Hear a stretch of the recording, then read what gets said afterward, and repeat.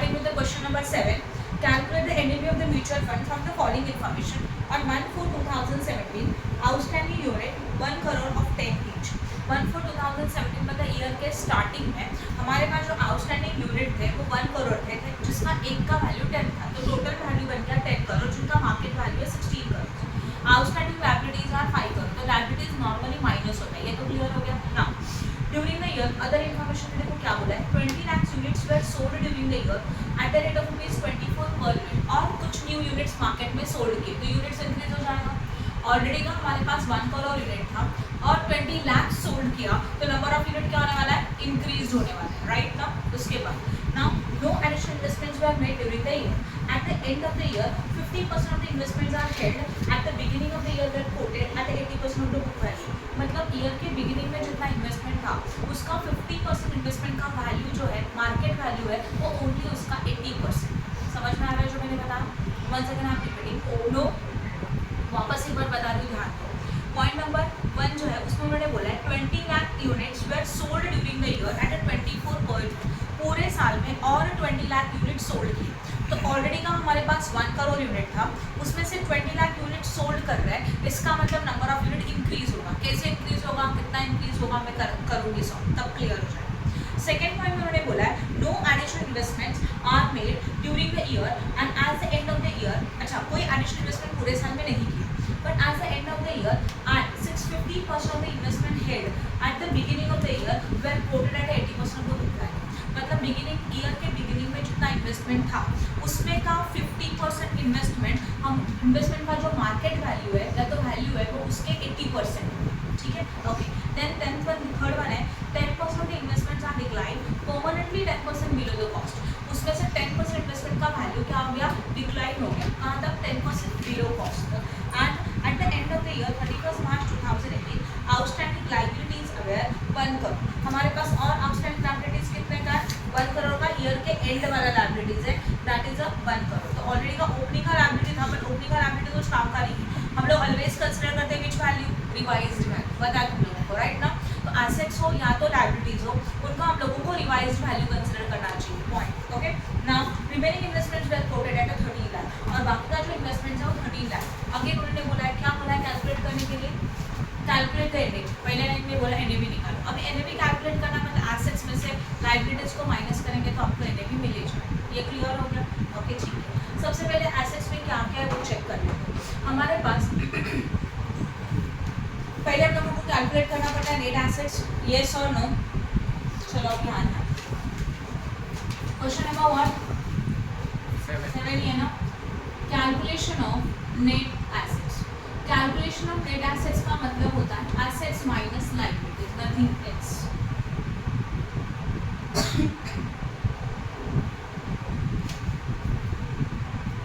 Particulars, amount as well as what,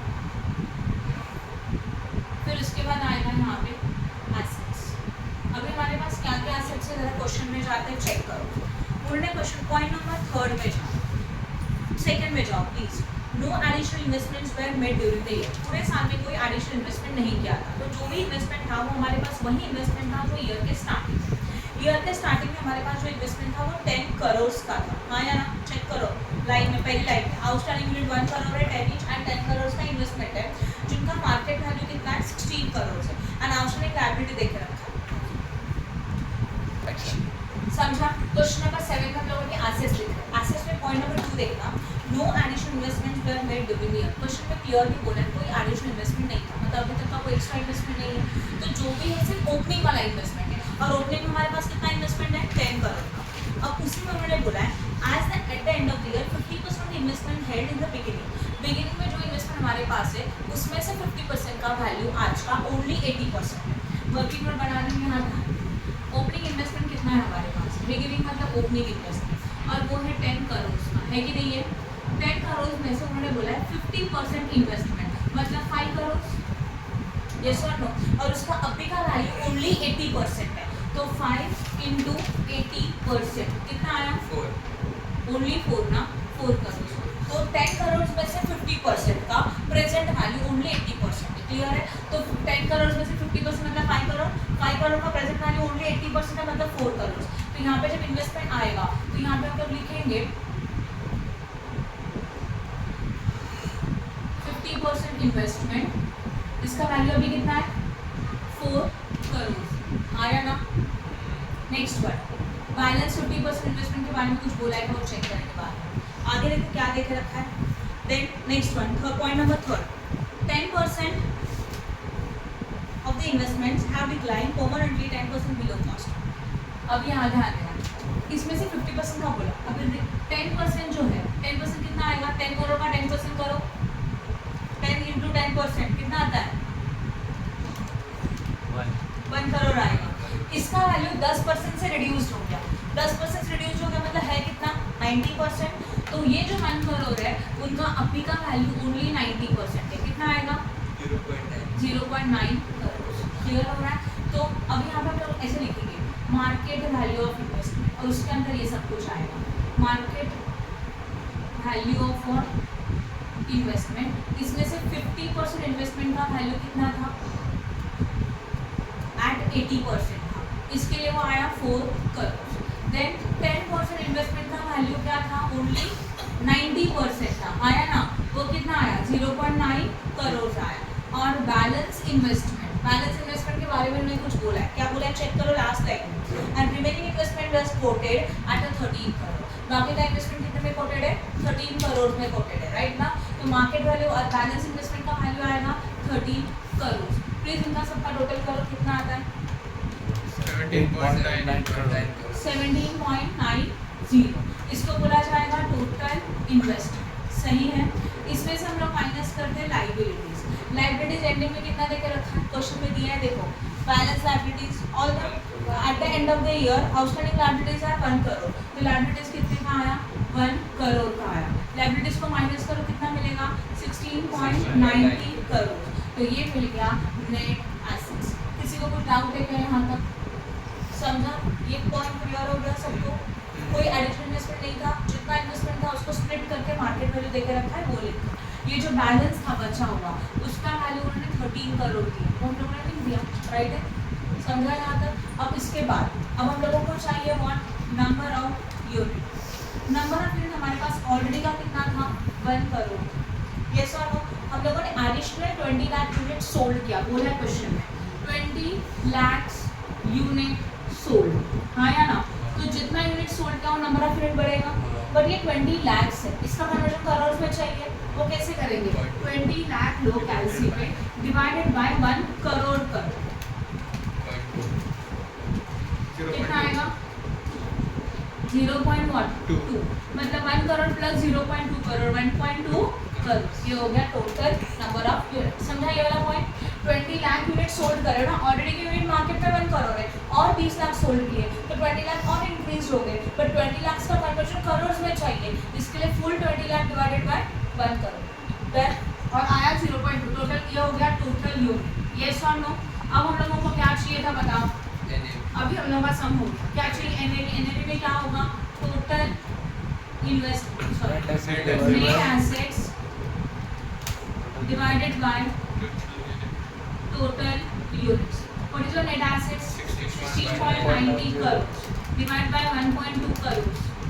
14.08 हो गया, नहीं समझ में आया? Yes or no? Now open the question number. मतलब समझा पर नहीं समझा, समझा बट ये नहीं समझ में आया खुद से कैसे करना है। स्टेप कैसे करेंगे वो नहीं समझा। वो धीरे धीरे अभी सेम टाइप का, अभी जैसे कि पहले कल मैंने समझे वो सिमिलर पैटर्न के समझो, अब ये अलग पैटर्न का समा, तो जैसे ऐसे पैटर्न का समा आएगा तो आपको क्लियर हो जाएगा। मुझे वो यूनिट्स का नहीं समझा, ये यूनिट नहीं समझा ना, हाँ। देखो ये 1 करोड़ तो क्लियर है, हाँ। ऑलरेडी का दिया हुआ है। अब उन्होंने बोला आप अपना कंपनी हो, हम लोगों ने और 20 लाख यूनिट सोल्ड किया तो 20 लाख यूनिट और बढ़ जाएगा, तो टोटल नंबर ऑफ यूनिट चाहिए मतलब क्या 20 लाख ऐड करेंगे, बट लाख ऐड नहीं कर सकते ना, ये अमाउंट करोड़ में है, इसलिए उसको करोड़ में कन्वर्जन किया एंड फिर हम लोगों को टोटल मिला 1 लाख 1.2 करोड़। समझा कि नहीं समझा, अभी क्लियर हो रहा है? ठीक है।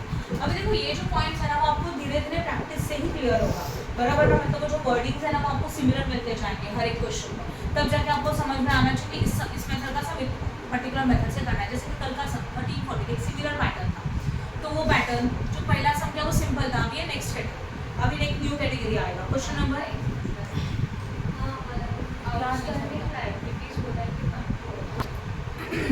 म्यूचुअल फंड में होता क्या है normal redemption means what we are the company पहले ये समझ लो कि हम लोग कंपनी ओके अगर हम लोगों ने सेल किया इसका मतलब क्या हो रहा है कंपनी एमएफ के यूनिट सेल कर रही है तो नंबर ऑफ यूनिट क्या होने वाला है इंक्रीज होने वाला है ना यस और नो तो उन्होंने 20 लाख बोला है सोल्ड बोला है तो सोल्ड वाला यूनिट ऐड करेंगे और जब इन्होंने ये बोला रहेगा कि कंपनी यूनिट्स को रिडीम्ड कर रही है रिडीम मींस व्हाट कैंसिल या तो रीपर्चेस उसको रीपर्चेस वर्डिंग भी होता है कि कंपनी के यूनिट्स किसके पास थे पब्लिक के पास म्यूचुअल फंड के तो हम लोग रीपर्चेस करेंगे या तो रिडीम्ड करेंगे मतलब यूनिट रिटर्न आएगा कैश रिटर्न चला जाएगा उसमें वो अमाउंट यूनिट माइनस करना जब सोल्ड होता है तो यूनिट्स क्या हो जाएगा ऐड क्लियर हो रहा है और उसको रीपर्चेस करें तो यूनिट्स क्या आ जाएगा माइनस क्लियर हो गया प्लस माइनस क्यों होगा ओके अब जाओ question number 15 MA mutual fund again this is again different type का क्वेश्चन है सिमिलर कुछ भी नहीं है तो ऐसा मत समझना कि डायरेक्टली समझ में आएगा क्योंकि टाइप ही अलग है MA mutual fund limited provides the following information for the year 2017-18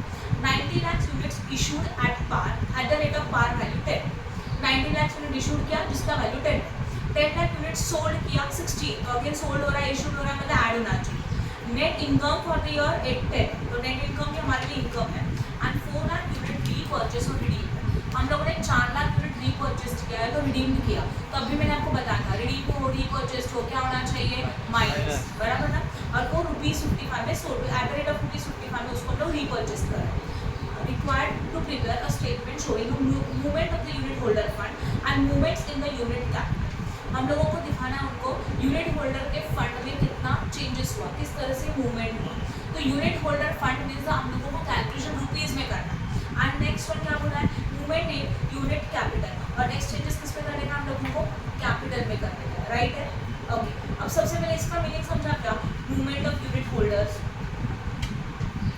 movement of unit holders fund मतलब जो भी म्यूचुअल फंड के यूनिट्स होल्डर है उनके फंड में किस तरह से मूवमेंट हो रहा है किस तरह से चेंजेस हो रहे हैं राइट इशू करेंगे तो वो यूनिट्स अपने पास आने वाले हैं सोल्ड करेंगे तभी भी वो यूनिट्स अपने पास आएंगे इनकम्स रहेगा वो भी ऐड होगा बट जो यूनिट्स हम लोगों ने रीपर्चेज किया बराबर ना उनको क्या करना चाहिए माइनस करना चाहिए बराबर ना रीपर्चेज मतलब अगेन रिड्यूस किया उनको करना चाहिए माइनस मतलब हम लोगों को इन शॉर्ट ये फाइंड आउट करना है कि क्लोजिंग में हमारे पास एसेट्स का वैल्यू कितना एक्चुअल्स ठीक है चलो बोर्ड पे करके दिखा ली ध्यान दो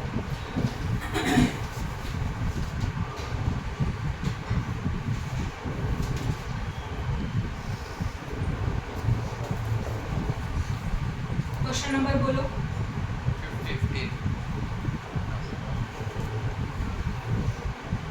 स्टेटमेंट ऑफ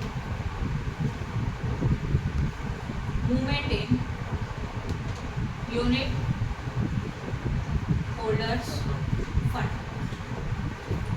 यूनिट होल्डर्स के फंड में हम लोग मूवमेंट करते हैं ठीक है ना इसमें जितना भी इनकम्स है वो सब कुछ ऐड हो जाएगा इतना याद ओके पर्टिकुलर्स है अमाउंट है as well as what amount जितने भी इनकम्स है जितने भी रिजर्व्स है जितने भी एसेट्स है सब कुछ हम लोग ऐड करेंगे जितने भी प्रॉफिट्स है उनको भी क्या किया जाएगा ऐड और उसमें से हमारा जो रीपर्चेस है या तो एक्सपेंसेस है उनको क्या किया जाएगा माइनस चलो देखते हैं ओपनिंग बैलेंस कितना है ओपनिंग बैलेंस मतलब ऑलरेडी का बैलेंस क्वेश्चन में बोला है 90 lakh units issued already at the rate of par value of 10 कितना यूनिट्स हम लोग ने इशूड किया है 90 लाख जो 90 लाख यूनिट्स इशूड किया उसका वैल्यू एक में कितने का 10 का है बराबर ना तो ओपनिंग बैलेंस कितना आएगा 90 लाख यूनिट्स है उसका एक का वैल्यू 10 है तो टोटल कितना बन जाएगा 900 बराबर ना लैक्स लिख देंगे ऊपर यस और नो ऊपर लैक्स लिख देंगे तो अमाउंट सारा लैक्स में कन्वर्ट हो जाएगा ओपनिंग बैलेंस हो गया then again 10 lakh unit sold किया कितने में सोल्ड किया 60 में सोल्ड किया नो प्रॉब्लम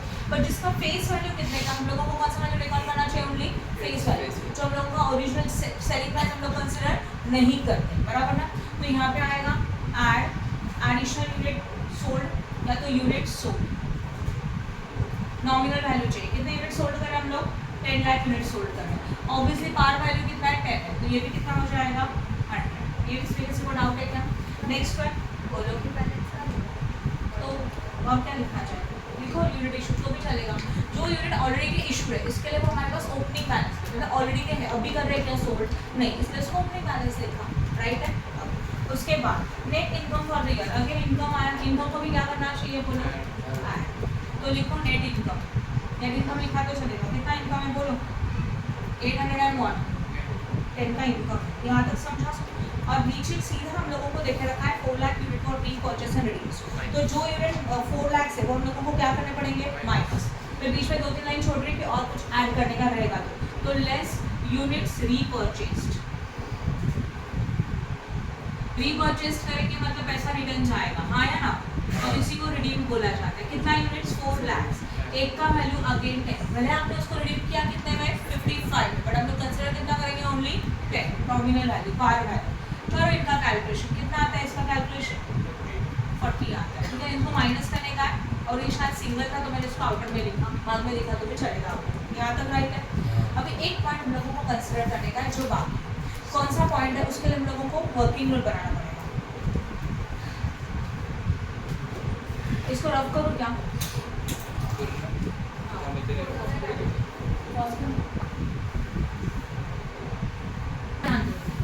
देखो हम लोगों ने कुछ यूनिट्स को सोल्ड किया और जिसको जब सोल्ड किया तो 60 रुपीज़ में एक यूनिट सोल्ड किया। उसी के साथ कुछ यूनिट रीपर्चेस्ड किया और जब उसको रीपर्चेस्ड किया तो 55 में रीपर्चेस्ड किया। इसमें भी हम लोग को सोचना चाहिए कि एक्चुअल में प्रॉफिट हुआ कि लॉस हुआ, क्योंकि सोल्ड करेंगे तो कैश कम्स इन है और रिडीम्ड करेंगे तो कैश गोज आउट। तो हम लोगों को इसमें ये देखना है कि ये सब प्रोसीजर होने के बाद हमारे पास एक्चुअल्स में कितने रिजर्व्स बचे, कितना प्रॉफिट बचा, वो भी तो कैलकुलेट करना पड़ेगा।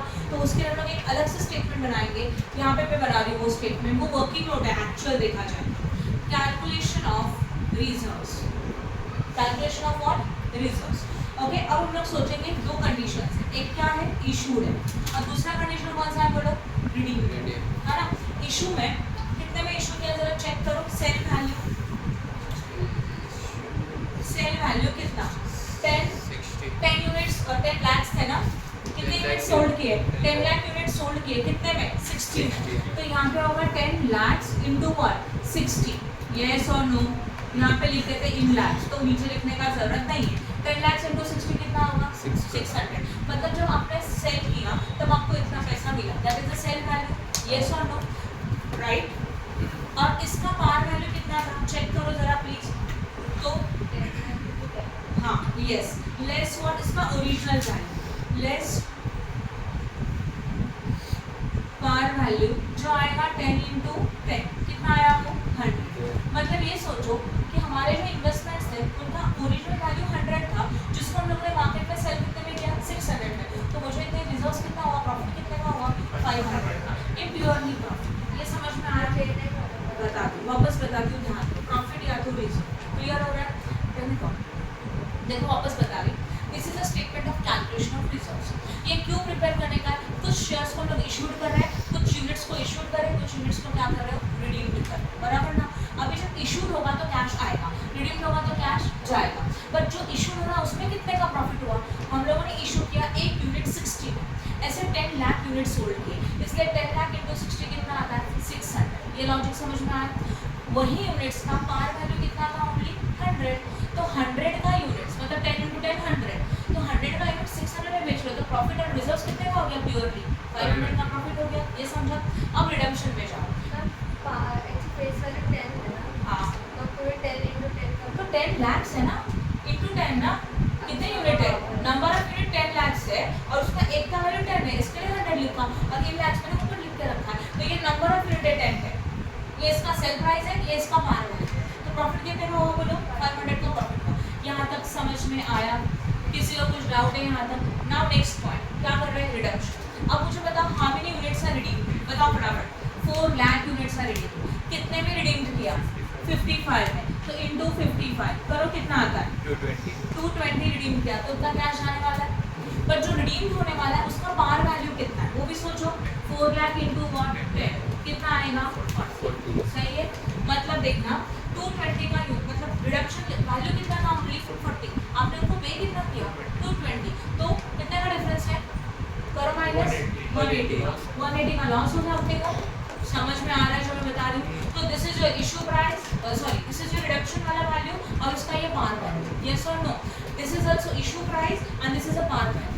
तो इशू के पॉइंट पे मुझे 500 का प्रॉफिट हो रहा था, तो रिडक्शन के पॉइंट में हम लोगों को 180 का लॉस हो रहा है। तो अपने को चाहिए नेट प्रॉफिट एंड लॉस। तो नेट रिजर्व्स कैसे आएगा?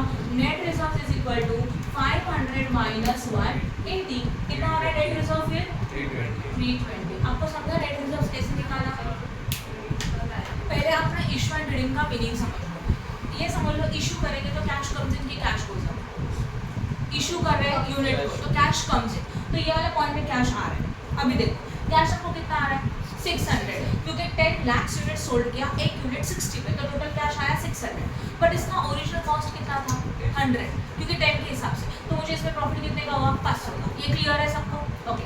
Redemption means what? Cash comes in की कैश गोज आउट। तो आपने रिडीम कितने में किया? एक यूनिट 55, 4 लाख यूनिट्स थे और 55 में आप रिडीम कर रहे हो, तो आप कितना कैश दे रहे हो 220। बट इनका ओरिजिनल प्राइस कितना था? ओनली 40 था, तो 220 माइनस 40 करके कितना आया 180। तो 180 का कैश आपने पेड किया, कि अपने को लॉस हुआ एक्चुअल्स में, हाँ या ना? आपने कैश पेड किया 220 का, बट 220 के अगेंस्ट में उनका वैल्यू कितना था? ओनली 40, तो आपने 180 एक्स्ट्रा पे किया, यस और नो? तो 180 एक्स्ट्रा पे किया। अभी प्रॉफिट कितना था 500 का, 180 का लॉस था। एक्चुअल प्रॉफिट निकालो, 500 माइनस 180, कितना रिजर्व्स मिला हम लोगों को 320। And these are again reserves ना, एंडिंग में अभी भी प्रॉफिट बचा हुआ है, तो इसमें वापस ऐड किया जाएगा। ऐड रिजर्व्स कैसे आया? 500 माइनस 180 कितना मिलता है? These are your assets. करो अभी इनका टोटल प्लीज। इसका ना 2020 कितना? 1000 2130 2130 माइनस 40 2090 2100। आप एक ही टेबल में भी दिखा सकते हो, जरूरत नहीं दो टेबल का, चाहिए तो दो बना। कितना? 2090 और ये हो गया हमारा नेट एसेट, और ये हमारा एंड वाला है ना, तो इसको क्लोजिंग नेट एसेट्स बोल सकते हैं। ये हो गया हमारा पहला स्टेटमेंट। इस स्टेटमेंट में क्या पूछा था? Statement of movement in unit holder fund. Fund ये सब रुपीस में था। और एक टेबल पूछा है, क्या पूछा है देखो जरा। Statement of movement in unit capital बोला है ना, तो यहाँ पे बनेगा statement of movement in unit capital. Unit capital means only unit, बराबर ना? सिर्फ कैपिटल का रिक्वायरमेंट चाहिए, फंड रिजर्व प्रॉफिट कुछ नहीं आएगा, ओनली कैपिटल आएगा। अब कैपिटल में भी दो चीजें होती है, एक नंबर ऑफ यूनिट होता है और उसका वैल्यू होता है, बराबर ना? जो भी वैल्यू अमाउंट, और यहाँ पे क्या आएगा? पर्टिकुलर। यहाँ पे सिर्फ कैपिटल आएगा। कैपिटल मतलब क्या? प्रॉफिट्स इंक्लूड नहीं होंगे। तो सबसे पहले हमारे पास कुछ ओपनिंग बैलेंस है कि नहीं? क्वेश्चन में जाओ, ओपनिंग बैलेंस कितने यूनिट का है वो बोलो पहले। 90 यूनिट का है, 90 लाख है कि नहीं है? और उसका एक का वैल्यू कितना है 10, तो मल्टीप्लाई करके कितना हो गया 900। ये लॉजिक समझा? मतलब ये कैपिटल यूनिट्स में लिखा, ये उसका वैल्यू लिखा और कुछ नहीं किया, बराबर है? ऊपर हम लोग लिख देते हैं लैक्स। फिर उसमें हम लोगों ने कुछ इशूड किया, इशू किया तो क्या होता है ऐड। कितना यूनिट इशू किया? 10 लाख, जिसका वैल्यू कितना आया 100। तो टोटल यूनिट कितना हो गया 100,000। उसमें से कुछ रिडीम्ड किया, रिडीम किया तो वो क्या होता है माइनस। कितना रिडीम किया? 4 लाख, यस और नो? 4 लाख ना? कितना? फिर 4 लाख माइनस करो कितना आता है 96, और यहाँ पे 4 इंटू ये 40, तो कितना हो जाएगा 960 हो गया नेट बैलेंस। समझा? ये क्या था? यहाँ पे सिर्फ कैपिटल था। तो इनमें और इनमें क्या फर्क है? ऑब्जर्व करो, इनमें कैपिटल भी है और एसेट्स भी और इनकम्स भी है, बराबर ना? तो फंड बोलेगा तो all type of fund, capital as well as reserves as well as profit, इसलिए सबका कॉम्बिनेशन आया। और यहाँ पे क्या लिखा? Only capital. कैपिटल मतलब ओनली यूनिट्स, बोलते हैं ना शेयर कैपिटल, या तो ओनली म्यूचुअल फंड। तो ओपनिंग जो इशू किया था ऐड, जो डिम किया था माइनस, तो अभी एंडिंग में आपके पास कितना कैपिटल है 96 का, तो इसको बोला जाएगा क्लोजिंग बैलेंस। समझ में आया? राइट है? क्वेश्चन में पूछा था 1 and 2, बट इसको चाहिए इसके ये अमाउंट के लिए, बराबर हम लोगों ने ये वर्क किया। समझ में आया अच्छी तरह से? Please be clear. Question number 16, investors mutual fund is registered with the SEBI and having its registered office at Pune. Investor mutual fund है जिनका रजिस्ट्रेशन सेबी में था और रजिस्टर्ड ऑफिस उनका पुणे में। Fund is in the process of finalizing the annual statement of the account, one of its open-ended mutual fund scheme. From the information furnished below, you are required to prepare a statement showing a movement of the unit holder fund. क्या निकालने के लिए बोला है? Movement of unit holder fund, मतलब ये वाला movement चाहिए जिसमें ओपनिंग, उसमें इशू ऐड, कुछ प्रॉफिट कुछ रिजर्व, सब कुछ एंड रिडीम क्या होगा माइनस, बराबर है ना। Opening balance of the net assets 12 lakh, उन्होंने खुद दे के रखा है, ऊपर इसे इन थाउजेंड है तो आप भी इन थाउजेंड लिखेंगे। नेट इनकम ऐड किया जाएगा, 8,50,200 units were issued for during the 16-17 for 96,500 and 7,52,300 units were redeemed during 16-17 for 71,320. par value at par value is 100, मतलब एक का वैल्यू कितना है हमारे पास 100 एक का वैल्यू है, राइट है। चलो मैं करके दिखा रही हूँ पूरा सम, तुम लोग ध्यान दो, बराबर ना, क्योंकि उसमें ये वाला स्टेटमेंट नहीं बोला है क्या, ये नहीं, बट चाहिए तो हम लोग ये बना सकते हैं, बट फिलहाल हम लोगों को ये चाहिए, बट उसके साथ ये तो कंपल्सरी बनाना ही होगा एज अ वर्किंग नोट। इसको फोन रख करो,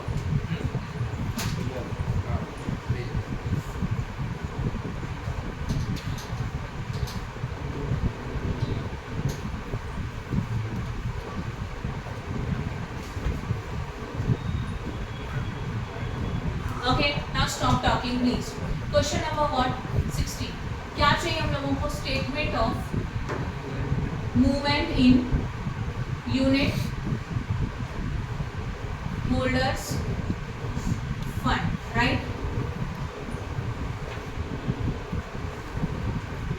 amount as well as what, amount, 2 column use करना है तो कैसे करेंगे, ये 2 कॉलम में सिखा, ठीक है। सबसे पहले आएगा इन्वेस्टमेंट या तो एसेट्स, कुछ भी लिखो, उसका क्या आएगा ओपनिंग बैलेंस। ओपनिंग बैलेंस के लिए मैंने खुद दे के रखा है, कितने का opening net assets, opening balance of net assets 12 lakh, तो डायरेक्टली लिख दिया 12 लाख, ऊपर लिखा है इन 1000, आप भी लिख दो इन 1000, देन मतलब ऑलरेडी इसके ऊपर और 3 जीरो ऐड करना पड़ेगा अगर कन्वर्जन करना हो तो सारे अबाउट इन 1000। ओपनिंग में हम लोग ऐड करेंगे व्हाट, नेट इनकम, कितना है नेट इनकम बोलो प्लीज, 85,000 है ना। फिर उसके बाद ऐड व्हाट, और कुछ है, हाँ यूनिट इशूड है, तो यहाँ ध्यान दो units issued, but always remember this, यहाँ पे ऐड करते वक्त ऑलवेज पार वैल्यू ऐड करना है, कितने में इशू करना वो वैल्यू नहीं चाहिए।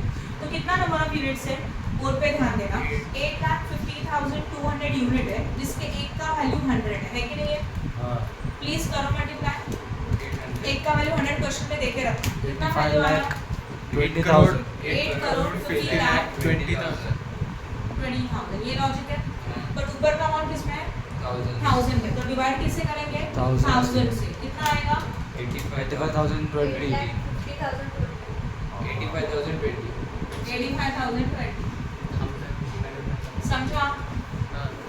वेट, ये किया, ये करने का आपको ये वैल्यू आया, तो 8 लाख नहीं 8 करोड़ है, 8 करोड़ 50 लाख 20,000, फिर उसको 1000 से डिवाइड किया बिकॉज़, ओके, फिर 1000 से डिवाइड किया because amount in what 1000, clear है। और ये वैल्यू हम लोग यहाँ लिखेंगे दैट इज 85,020, ये डन। फिर उसमें से कुछ रिजर्व्स वगैरह रहेगा तो ऐड करेंगे, पर सीधा क्या लिखा है 7,51,300 यूनिट फिर रिड्यूम, हम लोग यूनिट्स को क्या कर रहे हैं रिड्यूम कर रहे हैं ड्यूरिंग द ईयर। अब रिडक्शन क्या होता है बोलो माइनस, तो यहाँ लिखेंगे 2-3 लाइन छोड़ के यूनिट्स रिड्यूम्ड, वैल्यू कितना चेक करो, number of unit 7,52,300 into what 100, कितना है ये वैल्यू 7,52,30,000, राइट है। इसको 1000 में कन्वर्ट करने का तो डिवाइड बाय 1000, 75,230, 230, राइट है। और यहाँ पे आएगा 75,200 डन, जो है वो लिखा। अब रिजर्व चाहिए, ये कहाँ से आएगा, यूनिट इशूड भी है यूनिट रिडीम्ड भी है, दोनों का प्रॉफिट चाहिए। अब ध्यान दो बोर्ड पे please, working note calculation of reserve, इसी को इक्वलाइजेशन फंड भी बोला जाता है। पहले हम लोग लिखेंगे इशूड, बाद में लिखेंगे रिडीम, हाँ या ना, issued as well as what redeem. Issue में आता है सेल वैल्यू और रिडीम्ड में आता है रिडम्पशन वैल्यू। कौन सा वैल्यू आता है रिडम्पशन वैल्यू, इसके लिए सेल वैल्यू है, इसके लिए रिडम्पशन वैल्यू है। चेक करो, मैंने खुद दे के रखा है 8,50,200 यूनिट को इशूड किया, कितने में 96,500 में सेल किया, आया ना। ध्यान दो, 96,500 हमारा सेल वैल्यू है कि नहीं है, बोलो फटाफट।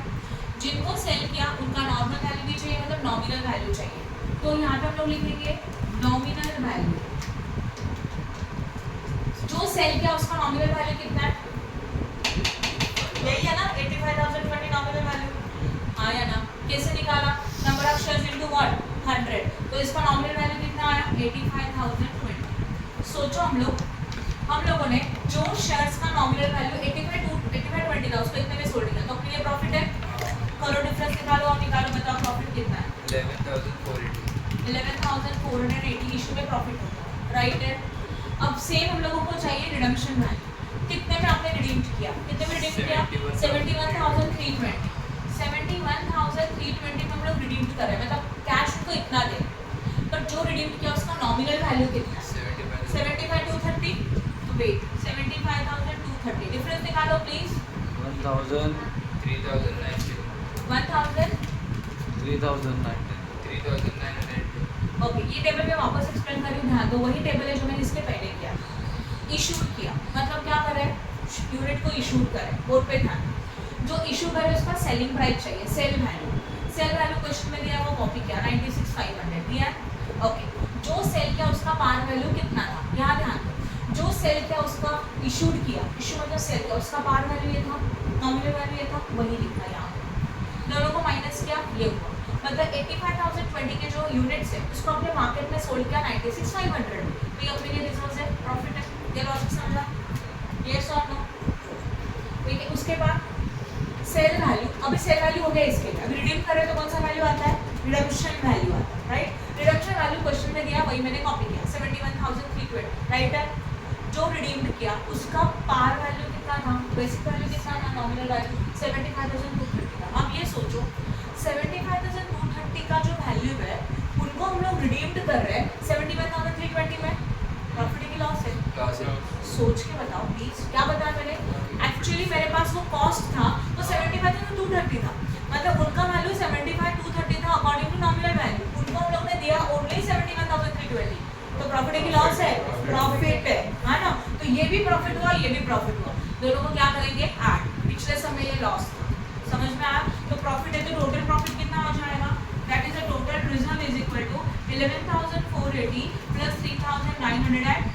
करो कितना होता है 15,320। तो इसको लिखेंगे ऐड रिजर्व्स कितना 15,390। समझा कि नहीं समझा।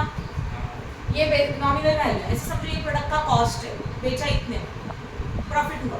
ऐसे समझो प्रोडक्ट का कॉस्ट इतना था, पैसा इतना ही दिया, पैसे दे रहे हो ना, इतना देना चाहिए तो उससे कम दिया, तो अपने लिए क्या हो गया प्रॉफिट। प्रॉफिट इतना है, दोनों का एडिशन किया, समझा। और ये एडिशन यहाँ आएगा। अब करो सबका टोटल, प्लीज करो।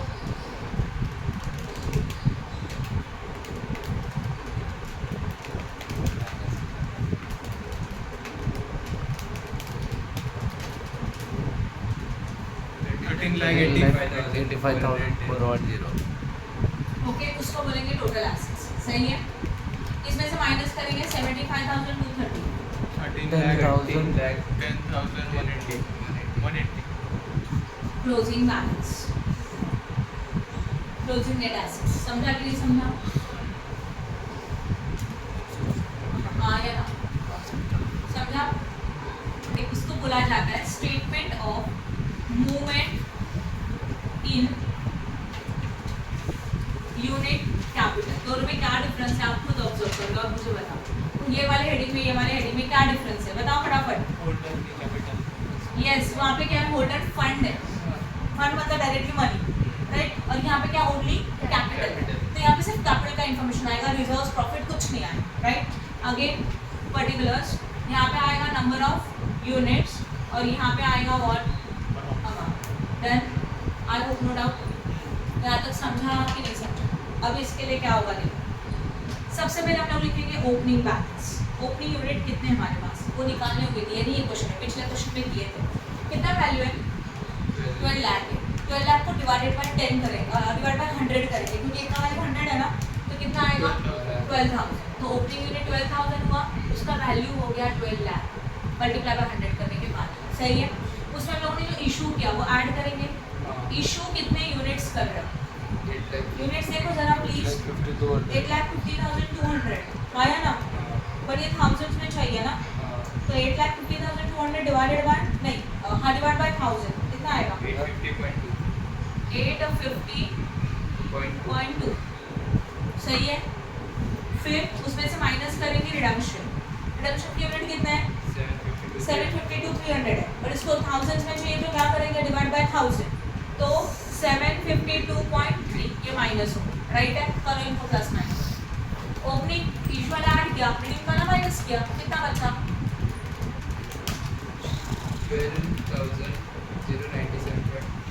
097.9, सही है, यहाँ तक समझा। अब आगे क्या होगा, ध्यान दो प्लीज, यहाँ 850.2 है, इसको मल्टीप्लाई किससे करना पड़ेगा, 100 से, तब उसका वैल्यू मिलेगा। करो मल्टीप्लाई बाय 100, देखो आया ये वैल्यू बराबर 85,020 आया ना, और इसको भी मल्टीप्लाई बाय 100 करेंगे तो 75,000, और ये माइनस होने वाला है। करो कैलकुलेशन प्लस माइनस है, तो इसको मल्टीप्लाई बाय 100 करो, आंसर सेम ही आएगा। 12,09,720। सही है, समझा के नहीं समझा।